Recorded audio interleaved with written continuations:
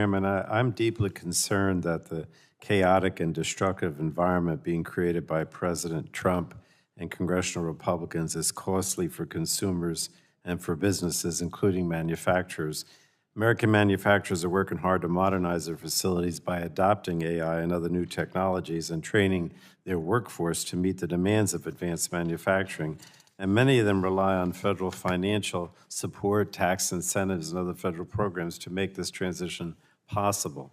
But instead of continuing to promote our vital manufacturing sector, President Trump and his billionaire friends are sowing seeds of destruction, illegally halting federal funding across the government, and thrusting our nation into nonsensical trade wars with our allies. So, Dr. Reynolds, I have 3 questions. I'm going to try to get them in the 4 minutes.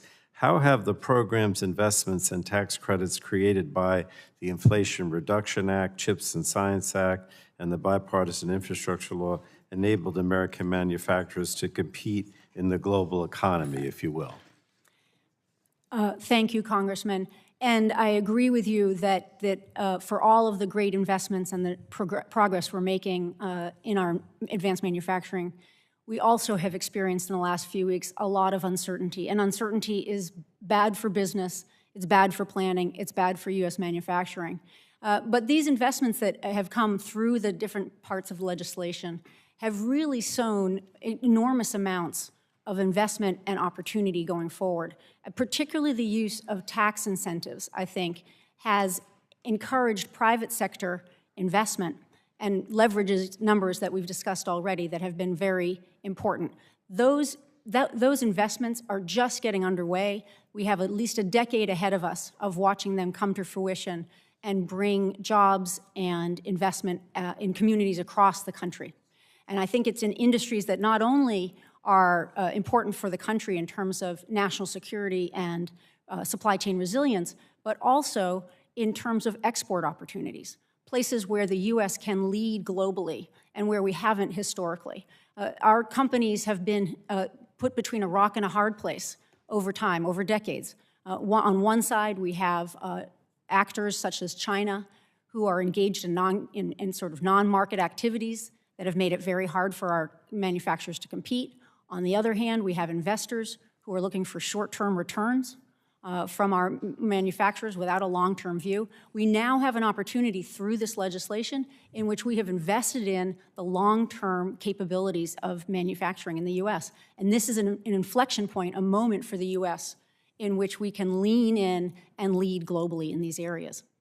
Well, I'm going to compress my last 2 questions into one. And you mentioned tariffs, and this is, of course, one of my concerns, that the president and Republicans are raising costs for American families who are already struggling by throwing the United States into trade wars with these tariffs for our closest allies, Canada, Mexico, European Union. So can you discuss the importance of preserving trade relationships with our close allies for access to intermediate goods and external markets for finished products, if you will?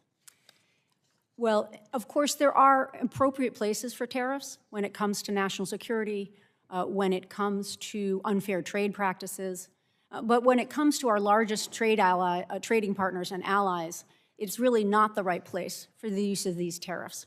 I think it raises a number of issues. First, of course, it creates this enormous amount of uncertainty. We've seen our manufacturers have to have whiplash over whether they were going to see major tariff impositions on Mexico and Canada, and then to have that paused. It's costly to the economy. It's costly to our manufacturers. Second, as you said, it raises the price of intermediate goods. And it's not just for some industries, it's for all of our manufacturing industries. And so that kind of cost not only makes them less competitive, it also puts at risk our manufacturing jobs.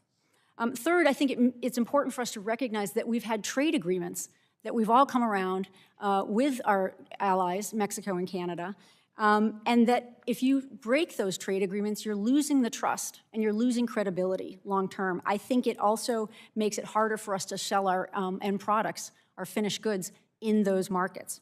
And it's important to understand as well that we have built a manufacturing ecosystem that is not just ends at our borders. It's a North American innovation ecosystem, and it's one that in the auto industry in particular benefits from.